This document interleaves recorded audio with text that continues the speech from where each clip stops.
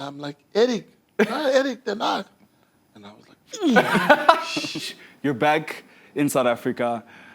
Is it a holiday? Is it job hunting? National team coach? Arteta came the first season. Oh, it was horrific. And I thought after 10 games, he's going to be out the door as well. Ten Hag is consistently saying, we're sticking to the plan, we're sticking to the plan. But what is the plan? You're seeing what the sessions are like, how the players are.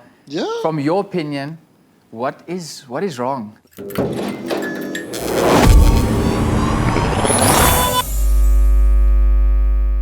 I don't know, shall I refer you as Benny, coach, legend? Like I said, whatever you feel. Okay, coach. Let's do coach. We have to say coach. I like It's coach. gotta be coach. I like coach.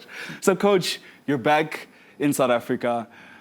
Is it a holiday? Is it job hunting? National team coach, Straight with the something, Straight in there. Because everyone's wondering, hey, he's back, is he? No. It's strictly just SuperSport, Like I used to do TV analyst, like when it was Champions League, and then I was kind of sad to see it go because we had a really good thing going 6 years ago. So when the call came, now I wasn't attached to club. Man United, I wouldn't be able to do this. So I wasn't attached to anyone. So in my free time, I'm available. So they asked the question, and I gladly accepted the call because it's what I love. I love being around football, and in the studio, you just now get to analyze games, and then you give your opinion and your tactical awareness, what you've caught on from watching the game. So I love doing that because it keeps me still in the game, and so that's all it is. I had absolutely nothing to do with what happened in Durban on Tuesday. So nothing to do with me. So I'm just here for SuperSport and enjoy talking about the Champions League, and Well, you mentioned speaking. Mention Man United. We're gonna get there. We'll get But there, he said love a lot. I just want to say I loved your analysis on the Arsenal game.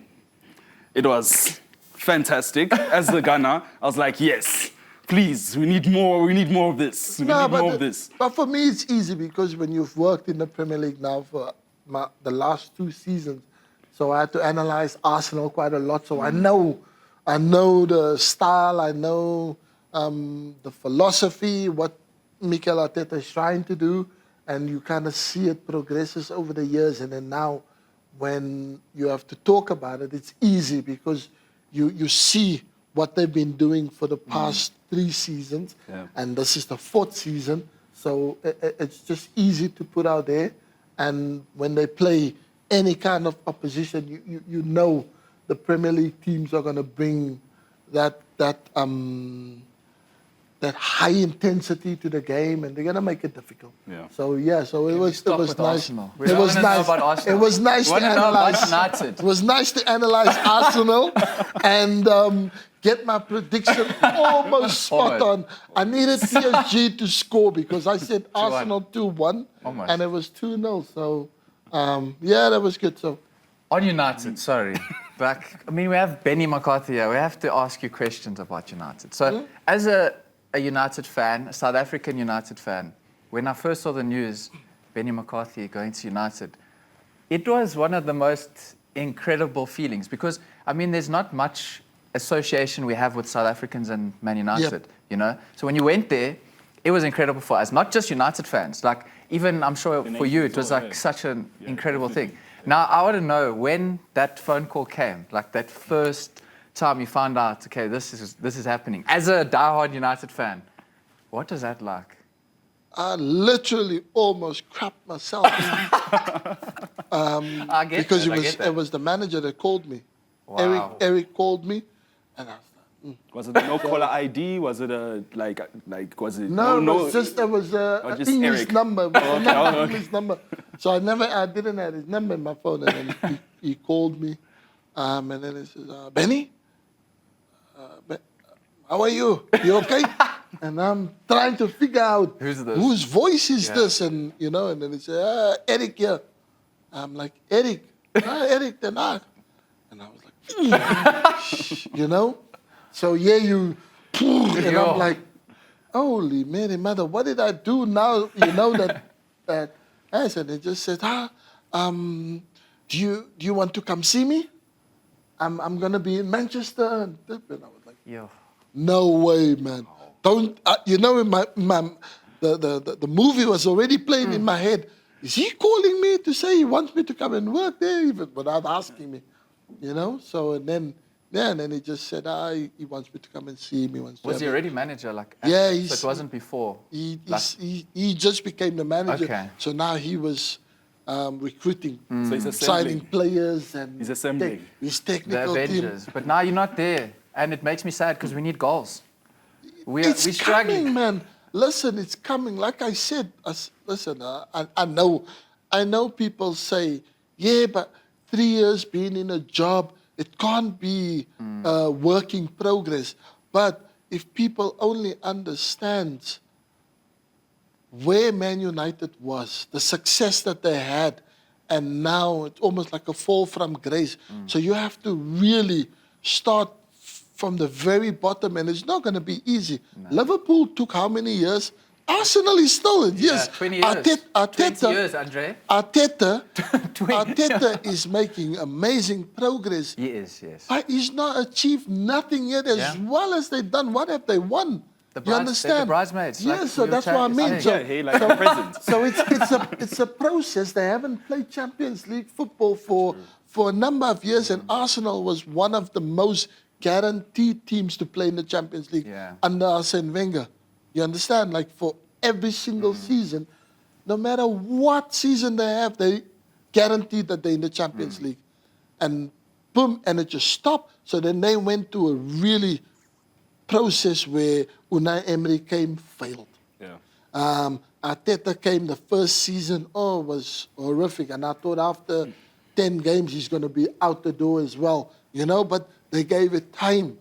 And then the process then began, and now Arsenal is there, but so people forget, you know, what it took them to get there. But how much United, time do they United need, is the same. What New does owners. it take for them, though? Yeah. Like what does it take for United to also grow within their own process? Because a lot of the times interviews are, being had, and Ten Hag is consistently saying, we're sticking to the plan, we're sticking to the plan. But what is the plan? What is the process? Of course, the plan was, because I can't say is, because I'm no more there, so I can't speak for someone that is there. The plan was that within his contract period, while he's there, United is going to get to a stage where they're going to be the ones that's in the mix with City, with Arsenal, with Liverpool. I mentioned that name. With Chelsea, that they're there, and it's not going to be a one-horse race like it's been. It's not going to be a two-horse race, but now United is back, and people know because of United's history, the mentality, that mindset, when you get into those situations, they have the mentality, they know what it's like to win trophies, so to get over the line will be easier, but the process has been taking longer. And the problem is the fans are looking at the past and how successful United were, and they expect success the same. Like you're seeing all these other teams grow. Alex Ferguson was on his last life. He was hanging on a string. He was gonna get fired, and then he ended up winning, and then we won the FA Cup, and then they decided to keep him to get him to, get that progression because he's won an FA Cup. So there might be, and then it took, and then eventually it just clicked, and once they clicked, it was over. So Liverpool that had won all those Premier League titles and that, they surpassed them, with the consistency, and then it's lost. So now I think United has to rebuild to get that consistency level again, to get that mentality, that the players know when you come through the door, you know the history of Man United, and you know what it takes to be a Man United player. And then when you go onto that pitch, that's how they perform. And once they get that right, And I think, yeah. So, coach, is it going to take another 30 years, 25? That's too long. 30 No, years. 30 years for Arsenal, Liverpool, maybe. United, I That's think. too long. I don't want to put a time frame on, but it's definitely not going to be 30 years. Yeah. It's been Ten Hag walked through the door and he won the first cup. And it looked impossible for United to win anything because Arsenal was strong. City won the league, expected. So you would think, Arsenal, Liverpool, Chelsea might, Arsenal, win the FA Cup or Carabao Cup. But United, we won it. We went to the final and we got spanked by the better team on the day. Yeah. Then the following season, same thing. We again, showed that there is a winning, there is that winning mentality. It's a club that knows what it is to win trophies, but it's just getting it there on a consistent basis. I love how you still say we, like... I'm United, of course I'm we. Yeah, but how does it just feel because I don't want it. were you not the same player at Porto that broke United hearts? Yeah, but Porto was Speaking my of- club, so I had to do my job. That was my duty. Whether I support the team, And they I cropped him got out. cut off there. They cut me off there. Why they so, crop him out? Yeah. We have to just remind you of this man and this trophy. We've brought up the Champions League, Mourinho, and that game against Man United.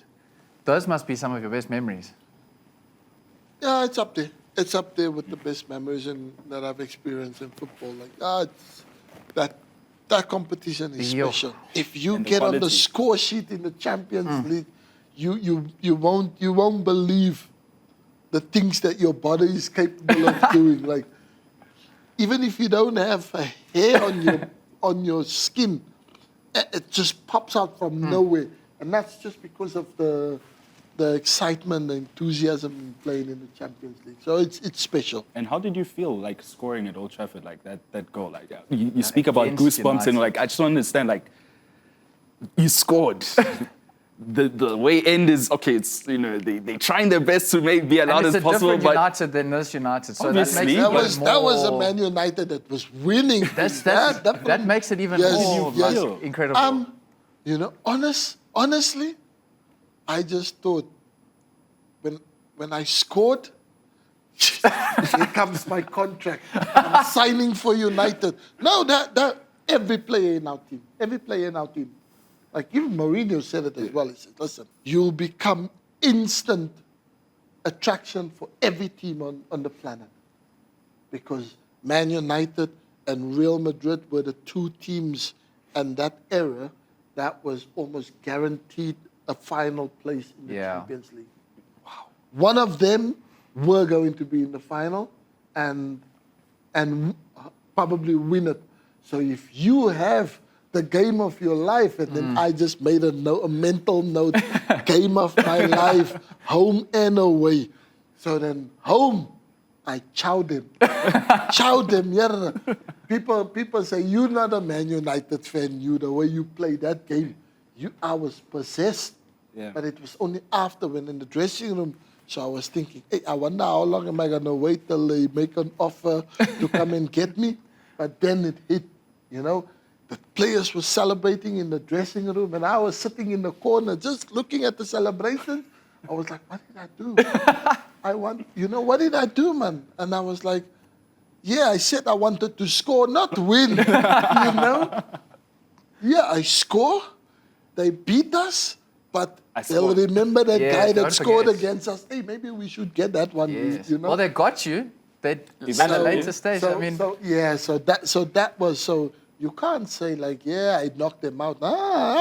I felt it with them. They played, but I had to progress because course. Porto was my course. colours. That became so they overtook everything. Porto stole my heart because it was the team where that put me on the map, that made me who I was, who I am, and they accepted me. I thought myself and Deco, we became adopted nationals of Portuguese. Wow. Like, and no African player ever say that played in Portugal or anywhere in Europe where a country just adopted you. I was adopted by the Portuguese, you know. So yeah. So of course, Bem-vindo. Muito obrigado. Muito obrigado. Muito obrigado. Sim. So playing under Mourinho, that's obviously we have to also talk about because he's one of my favorite managers. So what is that experience like? Because that was also where Mourinho really became like a household manager, you know. And after, just to add to your, I saw a video of how you explained how Mourinho, one of the interviews you had, and Mourinho was like, this guy, he is the guy. And you're looking next to me like, are you okay? When he said we win the Champions League, I said, this one, he must be smoking some Snoop Dogg or Bob Marley stuff there because, who even does that in pre-season? But that's Your face crazy. to believe that he He's hasn't you gone guys, and so done it. that speaks about him as a coach, though. Oh, yeah, they believe in his players that he had was incredible. And earlier we were offset, we were just speaking about, you know, how coaches are perceived. You the boss, there's a certain way you approach the boss, then that you approach the assistant coach, the first team coach, you know. Mourinho was that boss that you, hey, first pump, you know, you call your missus, he'll call your wife. He says, hey, Benny been a good boy. There's no camping. We don't camp on Fridays. So if he says he's going into camp, just call me. Like he had that relationship. He was he was right in there, knew everything. And you step out of line at home, your missus got something to threaten. You want to give me a hard time? Where's that? Where's my phone? Jose. I'm calling your coach. Then you're like, try and do that. Try and do. You see what happens to you. Then you'll be like, you see what happens to me. I'm calling the coach. But, olá, Mr. Tudo bem? Soy camarada de Benny or mulher de Benny. Nós temos problema. We have a problem here. Then it's put him on the phone. Hey, your coach wants you. So that was the relationship that he had, you know. So the families had total trust in him, and players knew they couldn't step out of line because they were controlled at home. And then when you come to the pitch, because he just wanted the best for you, so that you can take care of your family. But of course, he wanted the best for him because his ambition was to coach Man U or Chelsea, and you know, so he made sure that he controlled every situation, and it was incredible. It was incredible. Nowadays, coaching you don't get the time to have that much input in people's life. Like you can't be everywhere, my friend. Can't, exactly. You can't control things like they used to do, you know? So with the impact that he had in Porto, you mentioned how significant it was. Why couldn't that same impact happen at Man United? Like, is it the time thing, like you said, like now you need to just get the ball rolling? There's no time to be all connecting and stuff. Yes, exactly. But also you have to look at the generations, the times. It was almost like a decade after. So our players, like us, you could tell me, Benny, you mustn't push, huh? you understand what I mean? And I take it on the chin. I'm like, shake my head, and I said, hey, I'm gonna show that one now. Yeah. You tell me I mustn't push. Now I'll show him. You understand? And then you go out, because we could take that. You shout the player, now you mustn't push. He has a mental breakdown. You know, it's more delicate. There's a lot of things now that you can't do or you can't say. With players, you have to think of the mental aspect. You have to think how it will affect them. If that player maybe is okay in his life, is he okay with his family, is everything. So you have to have a completely more cautious and a different approach to what it was there. Back then, people didn't know mental health. Oh, you mean you smoke something, now you get mental health. Like, didn't exist back in the day. So coaches had the oil come and coach slap you, Baba. Like the Coach. Fergie hairdryer. Coach give you, you says, Benny, come on, I need you, I need you, wake up, you wide awake. And I don't take personal because maybe he's right. You understand? I'll go out second half and I'm running like I've never ran before. Because he smacked me hot and now He sparked you up. try and even can't do that now. Try and even point the player now. You're in trouble. You understand? So times have changed, generations have changed, and we needed to hear it one time, and then we know, boom, we know what the 4-1-1 is. Yeah. Now players, hey, you must sit them down, have individual meetings on the computer, you lay it out there, and then, hey, he comes back, coach, what was it again that you, you know, you have to do things completely different. So that's the reason why he never succeeded, because I think he was too honest, and he was too direct for players to accept that he only wants the best. He only wants, because he knows your full potential, you can be a world beater. But if you don't want to accept that that's what you have to do to be a world beater, then now we accepted it because we knew, hey, this guy, he's gonna be places, and hey, let me do what he wants because I'm going with him. Yes. You know? So that's what it was. They there at United. Where am I gonna go with him? I'm already at United, so if you say I was injured, I don't want to play because I don't want to get criticized. Wow. So obviously, he had a hot take for you with regards to press conferences and so forth, as we mentioned earlier.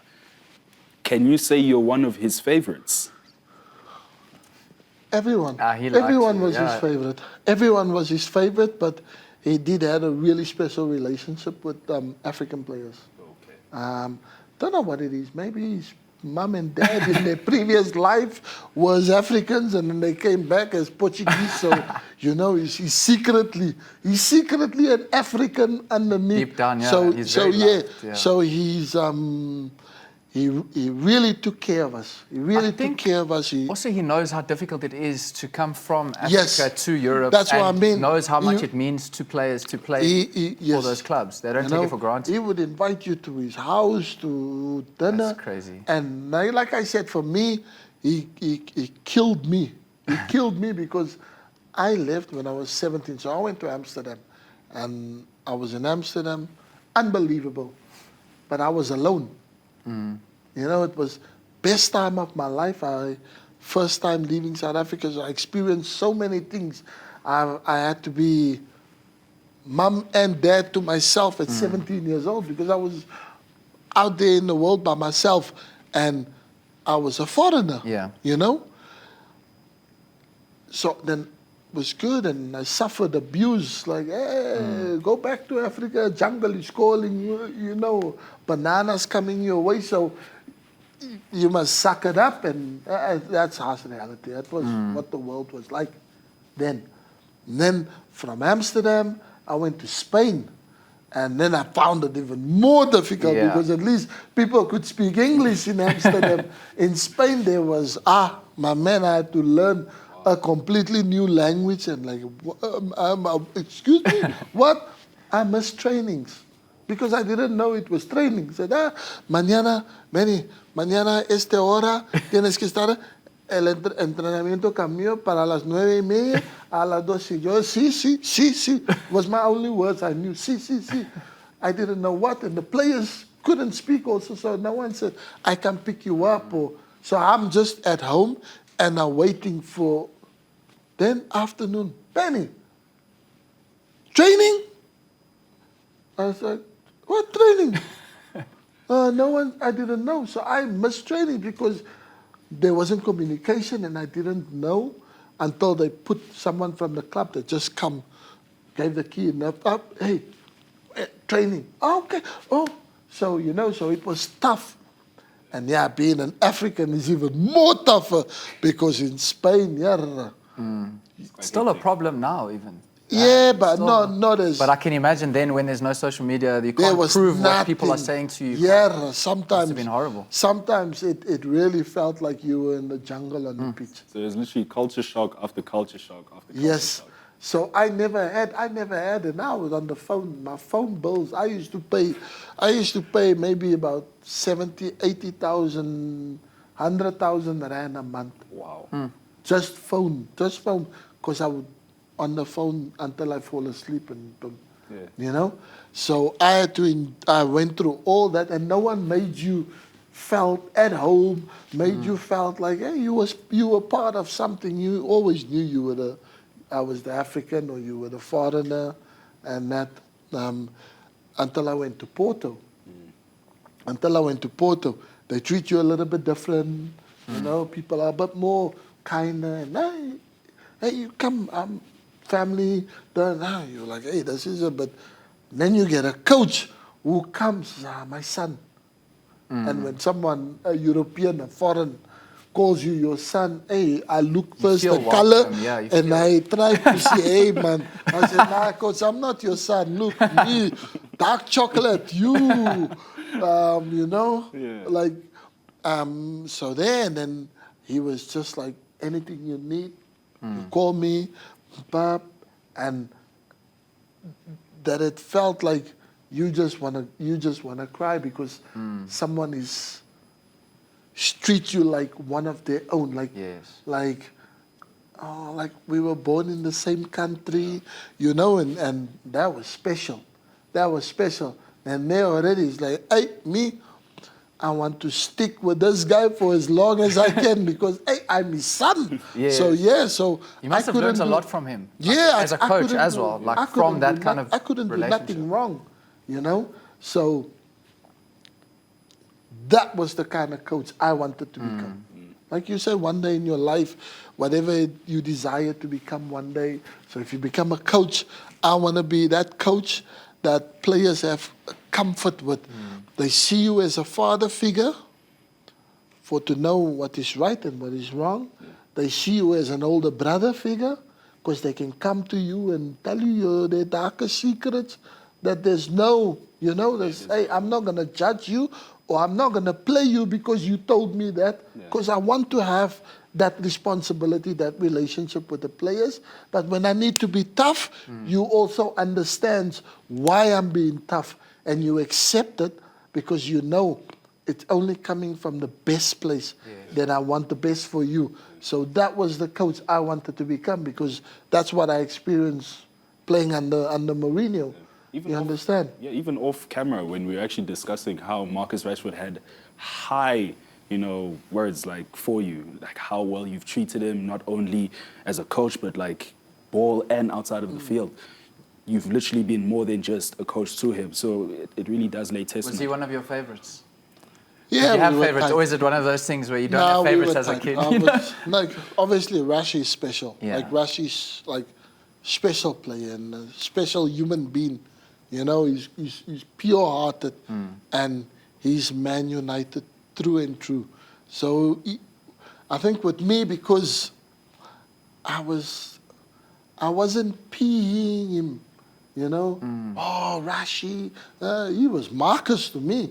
Marcus, hey, if you, bro, come on, man. Like, I'm straight to the point, and I think he respected that instead of, I'm sweet talking him because I need, hey, must score, the team wins, that it's for other reasons. You know, I was just straight shooter, and I think he was, probably didn't have enough people in his life that is straight with him because everyone tells him what he needs to hear, what he wants to hear because, of who he is and that. And I was just normal, you know, and I think he appreciated that. So if any kind of advice, he would come to me, advice on, I mean, anything. Do you still speak to him ever? Like, we message each other. Yeah. Oh, so there's no you can video add call, us to the WhatsApp group. No video call, Nyana. Rashford, I'm here with... No, I don't want to be a surprise. But how has your relationship been, not only with Rashford, is there any other players that you feel, okay, you also had that sort of connection with maybe Rasmus Højlund or... Listen, I think amazing. I don't have, everyone was special, all the players, because I had a little history, I had moments with everyone, with Casemiro, because he played at Porto, came Porto like a couple of years after me, and he's the guy that works in his house, his gardener or, like a maintenance guy, was my generation Porto fan. Oh. So the guy saw a picture, he says, Casemiro, please, Benny, please tell him I love him. Wow. So Casemiro comes, you understand? So that's I amazing. Had that, and you then realize, like, Yara, you working for me, Baba, Real Madrid. You say I must give Benny first pump every time you see him, and please tell that guy he's my hero. You understand? Yeah. So we had those moments, and we connected like house on fire, and because it was easier for him because I speak Portuguese. Yeah. So we could converse. When his English is when he's a bit stuck in English, he's like, oh mano, for this company, fala por mí aquí, man. You understand? So then I would just go with, like, so Bruno, I would say. To speak about Bruno. I would probably say.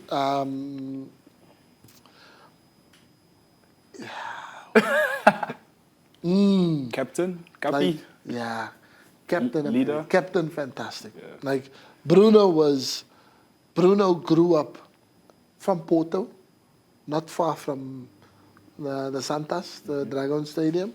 So his family is all Portista, so he grew up Porto, Bruno and Diogo. So Diogo was still playing in the 12s when I was at Porto. So he was there when I was also there, but Bruno's family is like, when they all come, it's like, Bruno is this amazing. Bruno comes and everyone is like, United fans, Bruno. And Bruno's family is like, Benny. That's because, so cool. They saw me. Yes. They came to Porto to watch because they were Portistas.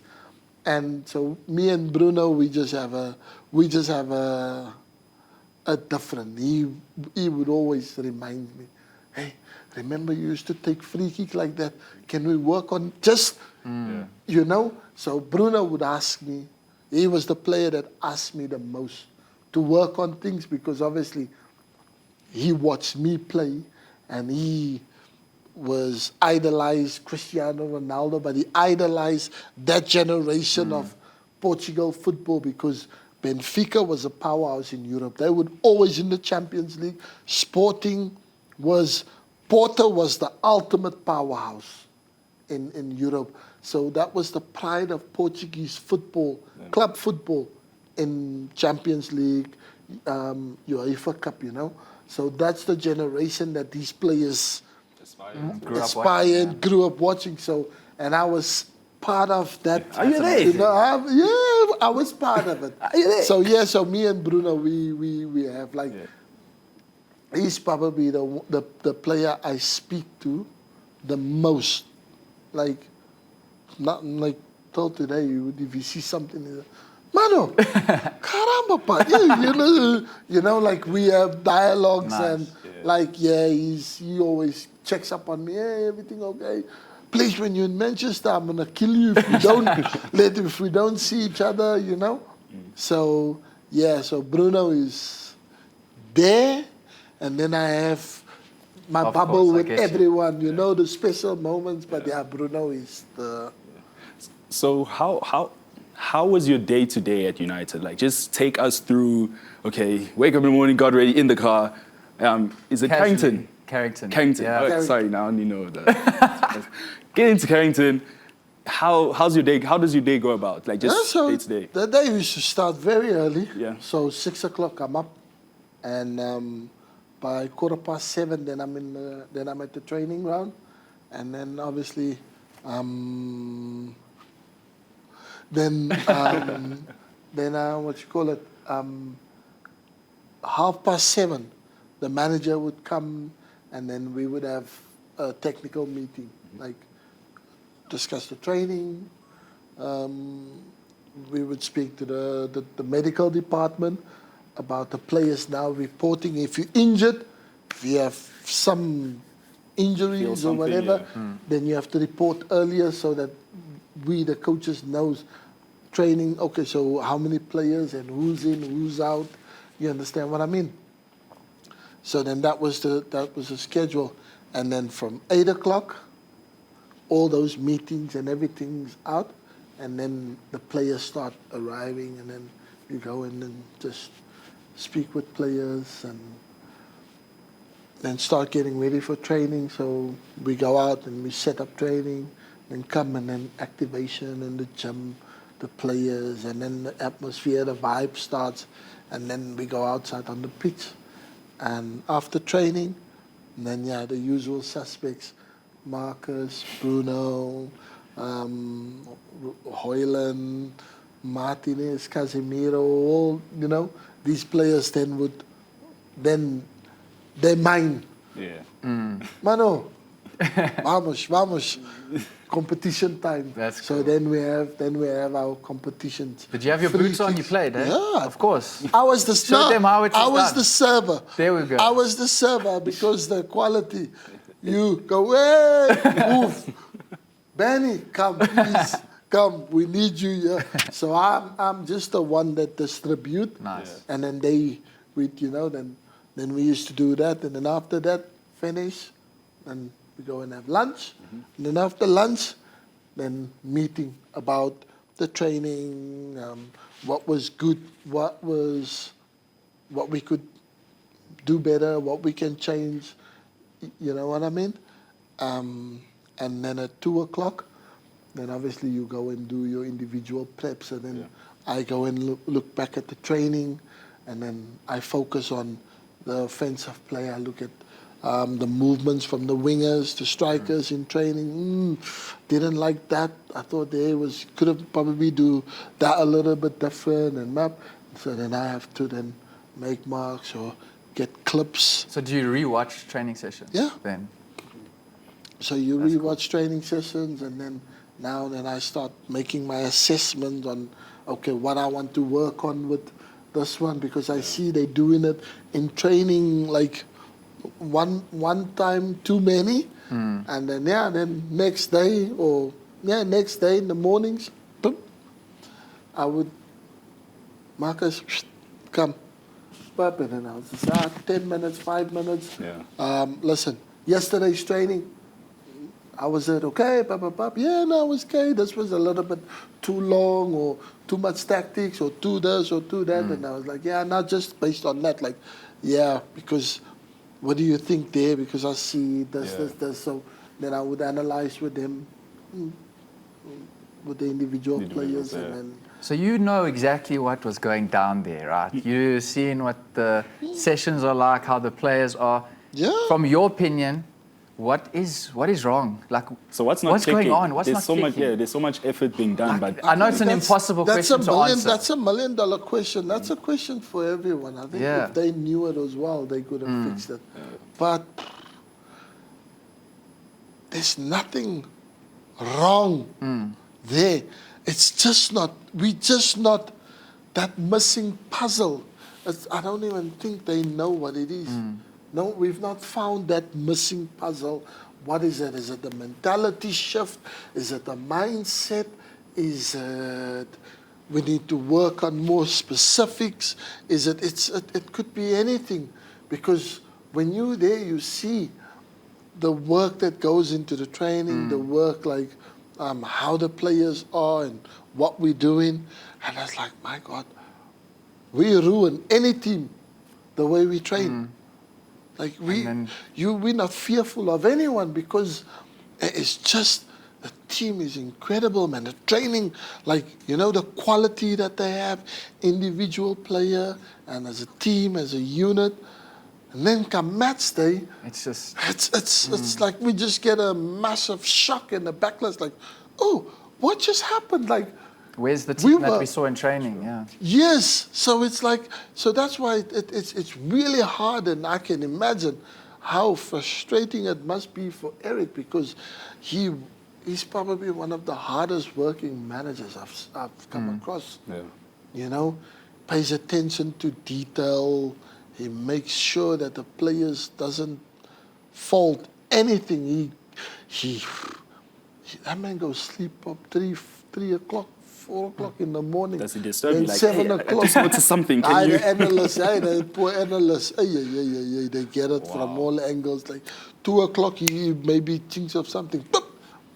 Luke, you know, the analyst guy, and then, hey, Luke must.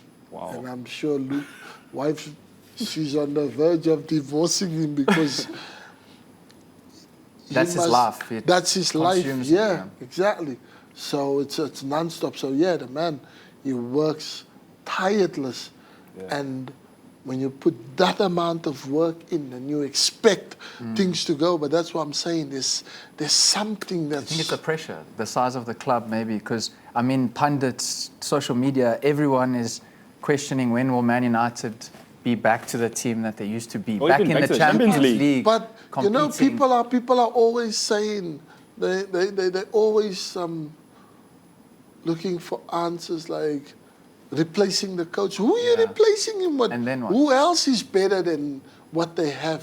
You know, you're not going to get many managers unless Pep decides to change from Man City to go to United. Then maybe you might have a change in fortunes. Yes. But other than that, I can't see if there's better than Ten Hag, man. A lot of people also say that the players don't want it enough. Like they're not hungry. Like United players will bleed for the club. And it's easy to say, It's easy to say from the outside when you're there every day and you see it. Yeah. You see how these guys work. You see how they train. You see the professionalism. And then you're like, nah, this is high-level stuff. Yeah. This is like what you see in the Champions League. This is that's that level. Like everything is like almost the coordination. Everything just click. It just works. But yeah, when it comes down to think, maybe you are in some way right. The pressures of playing for Man United is heavy. We were talking earlier. You said how you didn't realize, okay, obviously you know how big Man United is, but the scale of actually how big it is, like especially traveling to different countries and realizing how big. You have to be there to really... That's the pressure that experience that, like... it is just... It's like when you watch a firing Pirates and Kaizer Chiefs at their best. Yeah. You watch a derby. You go to a derby match, you see that FNB Stadium, there's not a seat left in the building. Now times that by 10 when you go with United anywhere. Wow. It is madness. So that kind of pressure must be difficult, like for the players. It's that stage, like you don't go through passport control, you don't do nothing. You get on the bus at the training ground, from the bus into the plane, you step off the bus, onto the plane, you fly, land wherever it is you land, the bus is right there, the doors open, you know, you get down the steps, boom, onto the bus, you go to where you need to go. And then, boom, straight back. Because anywhere else, it's... You can't move, I'm sure. It's Pelila. Wow. You mentioned Pirates and Chiefs. I'm going to circle back to local. A lot of players, I believe there's one particular player that now plays in Belgium. Chandra, He plays now in Belgium. He has realized a dream. what does it take for more local-based players like yourself to actually push themselves to start playing in Europe and representing South Africa in the European scale? To have that mindset, to have that mentality, that belief in yourself, that yes, it's amazing to play in the PSL league, but there's more. There's more out there in football, you know. You might get an opportunity to play against Pep Guardiola's team and really find out for yourself how good he is instead of just watching it on TV. You might get an opportunity to play for him maybe, who knows. You know, so there's so much more to discover, like what's out there, and I think it's testing yourself against the very, very, very best. So yeah, I'm so glad for the boy, and I hope, you know, he perseveres, because Europe isn't easy. If it was easy, anyone would do it. So you got to be really fit and strong to survive, mentally, spiritually. You gotta have like mad Faith. believe in yourself, you know, to go there. But it's worth every struggle you go through. Who was your best friend in football? I know it's also tough, multiple teammates, and you know. Jason Roberts that I had at Blackburn. And you're still in contact. Yeah, that's my brother. Amazing, amazing. So no one from Porto, no bestie from Porto? Costinha? Oh. Costinha. Yeah, Costinha, but my little brother left to Brazil, man. Carlos Alberto's. Okay. He was like, I mean, Your brother, yeah. yeah. If That's he's cool. in trouble, bro, please come and help me. Please come fetch me. So yeah, he was like Feijão, Deco. We were tight, but I mean, when we talk about, you know, family, Yeah. Costinha, Carlos Alberto's, Zebo Zingwa as well, that used to play at Chelsea. Yeah. I was tight, You like the very Portuguese, tight. Brazilians, you know? And these guys are all Champions League winners. Yo. Eish. Speaking of Champions League, we'd actually like to get some of your predictions before we close. So, who do you think will be winning the Champions League? The dark horse? And let's maybe say top goal scorer. Let's give you just a few. Let's start winner. Let's start there. Winner of Champions League. New format. New format.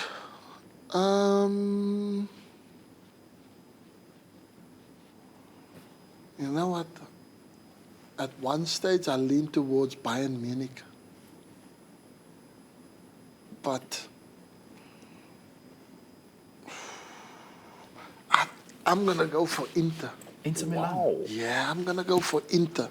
I think Inter is Peak of just... 2010? They're solid, Yeah, man. it was... When did they win? Was it 2010, Mourinho, yeah, 2010. 2010, yeah. So And it's then a they repeat. were in the final last year. Last year, yeah. One, No, not last 2 year. years ago. 2 years The ago. year This year. before. Yeah. Nah, So you I think this time Inter. around? Inter Milan. That's the first time I've actually heard someone say Interesting. Inter.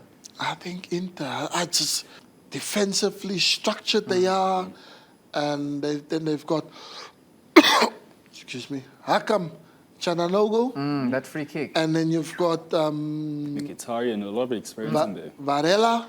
They're two midfielders that Martinez up front. they're not frightened for nothing. And then you've got, so first they weigh you down with Thuram, because he's playing at number 9. Now the manager prefers him. So you've got Thuram, and then you've got Martinez. the left back. Oh, Dumfries.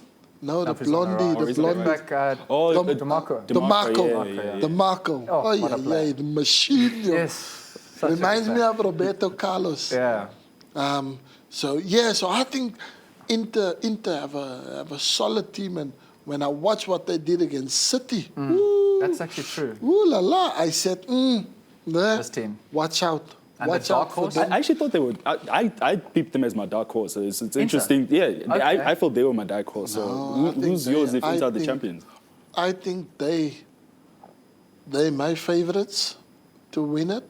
Dark horse, Aston Villa.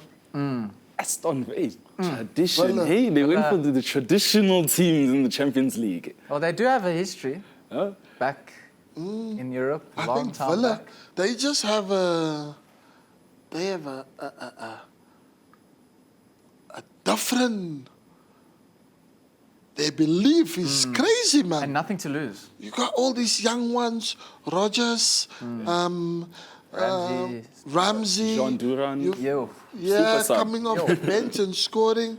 Ollie Watkins is he's hanging there Getting on better that and better. pedestal there, just swinging.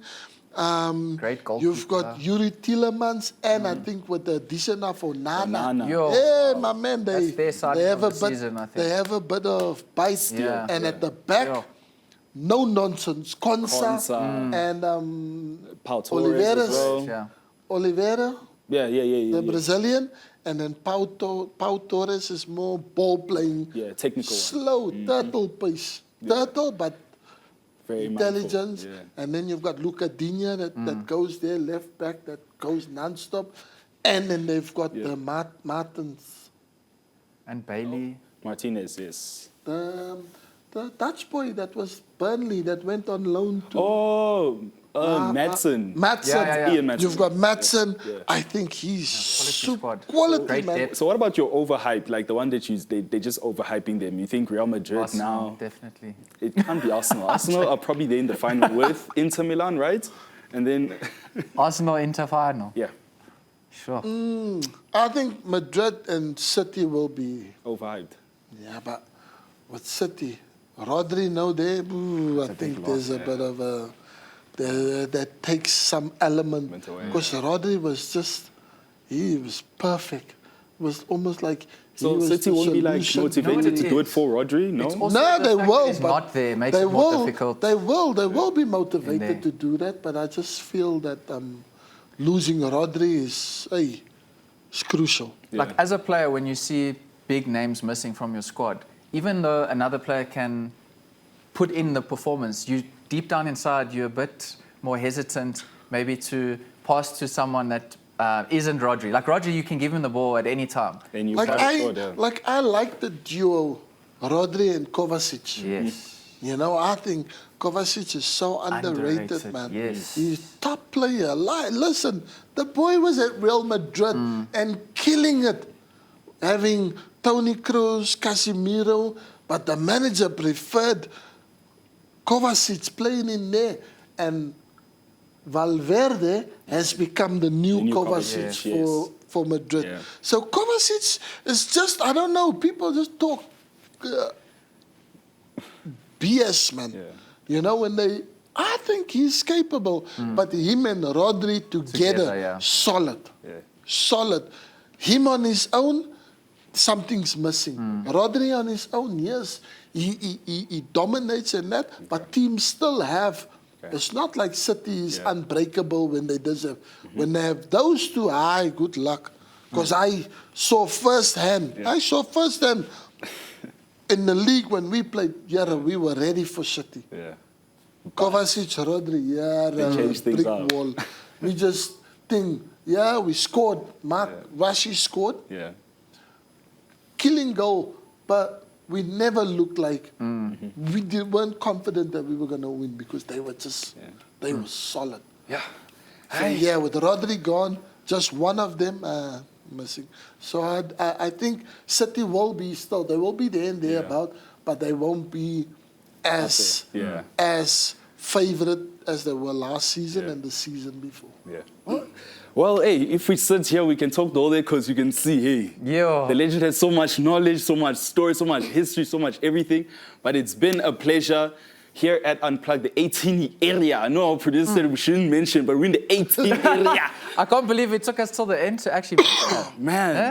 You No, must but hear thank that you all the so much. time. No, thank you so much, Coach, Yes. legend, Mr. Benni McCarthy, for taking some time out and just sharing your football geniusness with us. Yeah, I've been Andre. Miguel, thank you very much. Massive thank you, Benny, And me. for your time. Thank you so much. Thanks for having me, first of all. course. Like, this was real. This is like, you know, when you just talk casual, Yes. normal. And so thanks for giving me that experience. I enjoyed it very much. Absolutely. So from the legend himself, the best interview you had, right? Or the best sit-down you had? There, It's up up there. there with the best. It's up there. sit-downs. So well done, guys. Thank you very much. Well done, man. Thank you very much. Thank you very much. Thank you. You're welcome, boys.